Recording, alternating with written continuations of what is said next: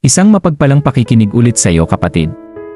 Ang pag-aralan natin ngayon ay rightly divided bilang 23 at may pamagat na paano tinupad ni Kristo ang kautusan?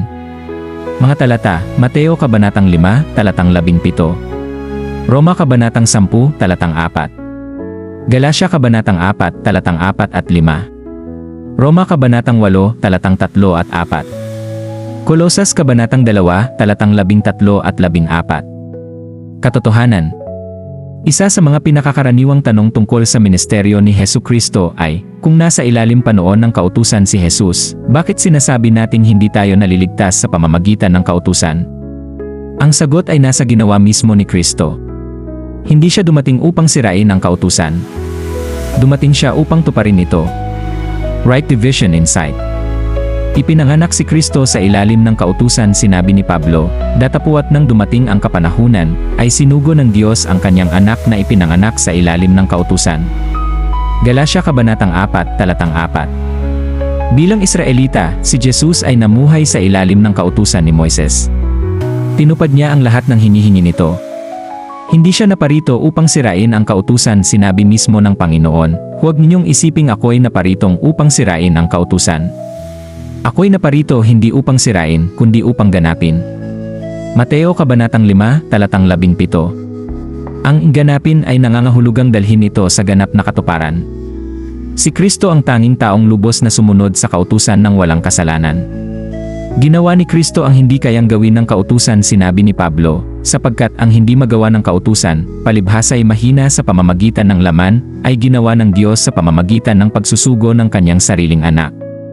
Roma kabanatang 8, talatang 3. Ang problema ay hindi ang kautusan.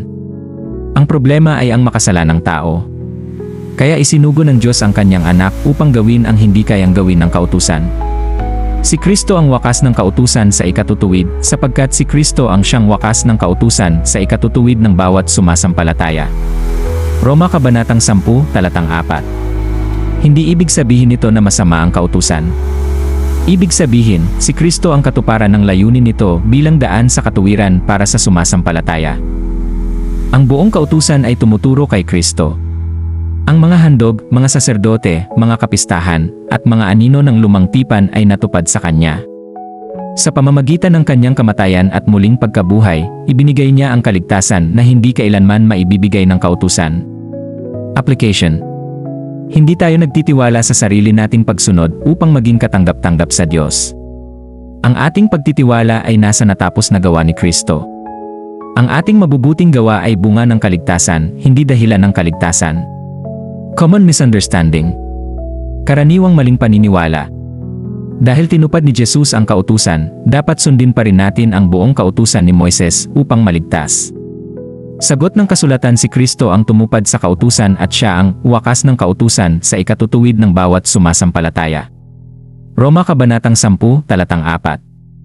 Ang kaligtasan ay hindi nakabatay sa ating pagsunod sa kautusan, kundi sa pananampalataya kay Kristo at sa kanyang natapos na gawa.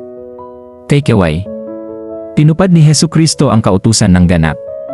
Ang hindi kayang gawin ng kautusan ay ginawa ng Diyos sa pamamagitan ng kanyang anak. Ang kaligtasan ay hindi matatagpuan sa kautusan, kundi kay Kristo lamang.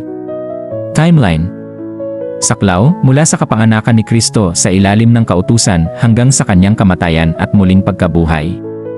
Pangunahing katotohanan: tinupad ni Kristo ang kautusan upang maisakatuparan ang plano ng Diyos ng pagtubos. Paanyaya sa pag-aaral. Hindi namin hinihiling na paniwalaan nyo ang aming sinasabi dahil lamang sa nabasa nyo ito. Buksan ninyo ang inyong Biblia at suriin ang bawat talatang nabanggit. Tularan natin ang mga taga-Berea na sinisiyasat araw-araw ang mga kasulatan kung gayon nga ang mga bagay na ito. Gawa kabanatang 17, talatang 11. Naway ang ating pinakamataas na otoridad ay ang salita ng Diyos na hinahati ng matuwid. Pangalawang Timoteo kabanatang 2, talatang 15. Gospel Reminder. Ang mabuting balita na nagliligtas ngayon ay ito: si Kristo ay namatay para sa ating mga kasalanan, inilibing, at muling nabuhay sa ikatlong araw ayon sa mga kasulatan. Unang Korinto, kabanatang 15, talatang 1-4. Ang sinumang sumampalataya sa Kanya ay pinawawalang sala sa pamamagitan ng biyaya ng Diyos, hindi sa pamamagitan ng mga gawa ng kautusan. Ito po ang susunod nating pag-aaral, kaya kung interesado kayo sa pakasang ito, abanagan niyo po uli ang rightly divided bilang 2/4. Nasa ilalim pa ba tayo ng kautusan ngayon? Maraming salamat sa inyong panonood.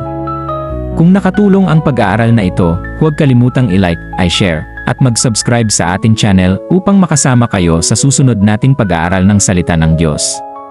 Pagpalain kayo ng Panginoon.